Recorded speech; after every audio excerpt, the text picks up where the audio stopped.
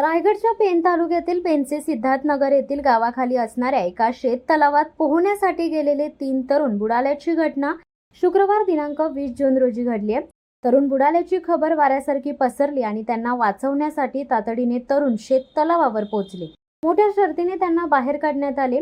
बुडालेल्या तरुणांमध्ये एकाच कुटुंबातील जोहेब जाकीर अत्तार वय वर्ष 17, मिजान जाकीर अत्तार वय वर्ष 14, अशफाक अल्ली वय वर्ष 16 यांचा समावेश आहे।